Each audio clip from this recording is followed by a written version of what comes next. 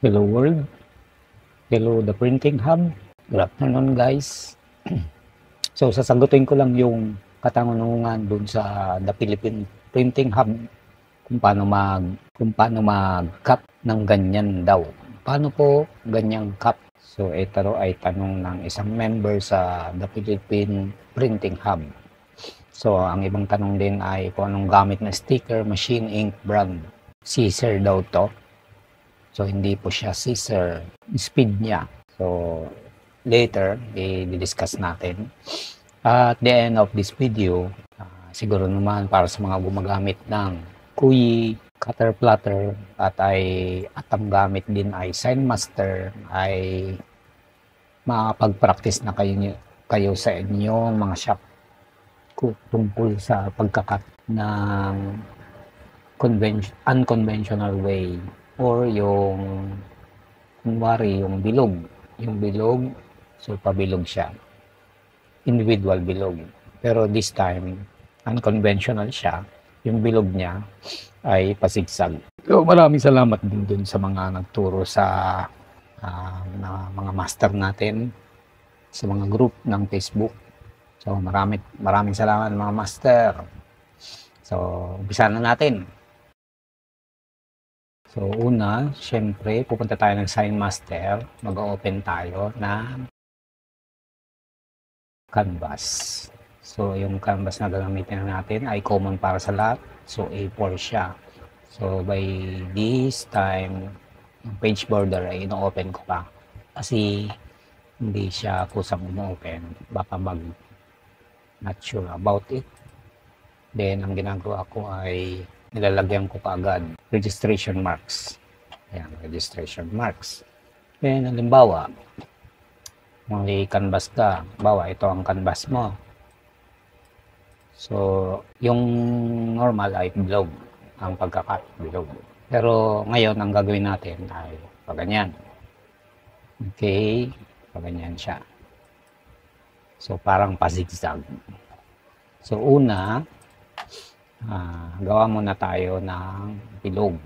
So, pagka ganito, hindi siya bilog na bilog.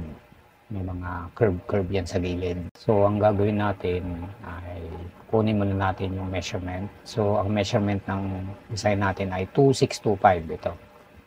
So, punta tayo dito sa General Power Shapes. Punta tayo bilog. Then, simulate natin. 2625. Okay, so magkaparehas na yan. Ngayon, punta tayo sa view. Palabasin natin yung grid. Okay, so lalakyan natin. Create cut contour. So pagka-create cut contour, i-accept nyo lang. Then, nasa-separate niya yung cut line saka yung design. Saka yung bilog. So, i-erase nyo na ito. Erase, is matitira yung cut line. So, ito yung cut, yung bilog niya, hindi saktong-sakto, di ba? So, punta tayo dito sa tools, sa grid. So, yung kalahati ng 2625 ay 2625. So, nandito ako sa calculator ko ngayon, divided by 2. So, 13125. So, lalagay natin dito, 13125. 13125. 13125. Okay. So, yan. Mapansin nyo, naka-center na yan. Kasi hatiin po natin yan. Hatiin niya nating bilog para maging zigzag. So, ito yung cut sequence yan. Yan yung cut line.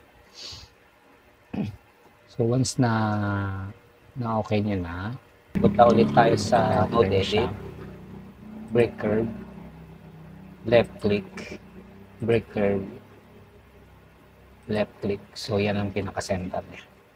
So, bakit nagkakaganito? Magandang question yan.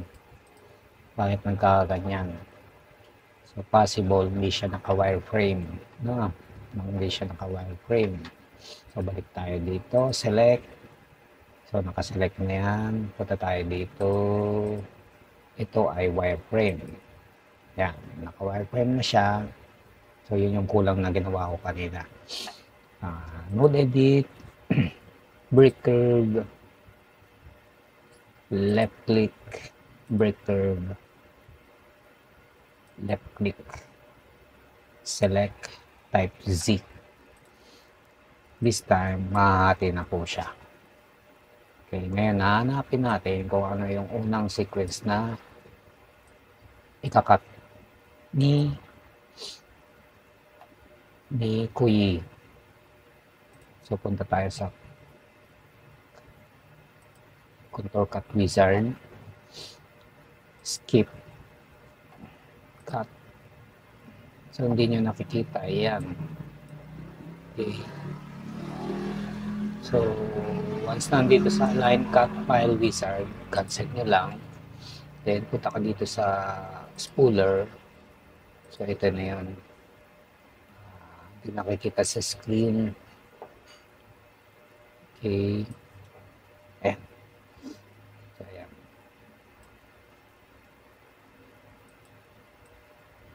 So, punta kayo ng spooler. Tapos ito yung lalabas. Ito yung binary spooler. Ngayon, check natin dito sa cutting order.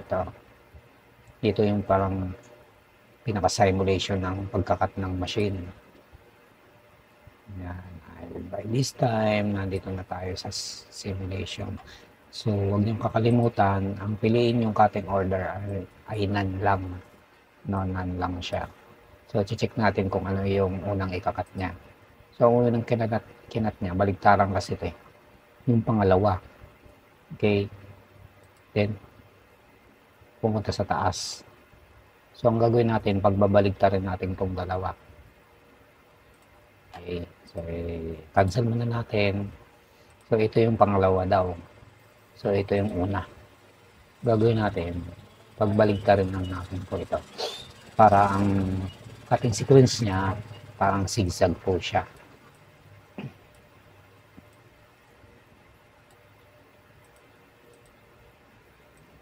Ayusin natin. So, once na alam na natin na ito yung una, ito yung pangalawa, ang cut ng blade, paganyan, paganyan. So, kung ang design natin ay tatlo, ito, i-duplicate nyo lang, type plus, shift down, shift right, then mirror. Okay, so i-check nyo kung nakatutok yan dyan. Kailangan kasi dire-diretso yung cut ng blade. So, ulitin natin ang pag-cut ng blade mula dito, ganyan, ganyan, ganyan. So, para makumpleto yung bilog, gagawa ka pa ng kalahating bilog dito. Papunta doon, papunta naman dito. So, i-plus sign nyo ulit, shift, left, mirror, horizontally. So, check nyo. Yan, nakaline na siya. Plus, shift, up, shift, right, mirror. Check nyo ulit. Good. Plus, shift, up, shift, left, mirror. Check nyo. Kung confident ako na okay na. So, hindi mo yun, i-check nyo muna kung nag-zigzag na yung cutting sequence niya. So, paano ulit? Pupunta tayo ng Contour Cut Wizard. Punta na natin Contour Cut Wizard.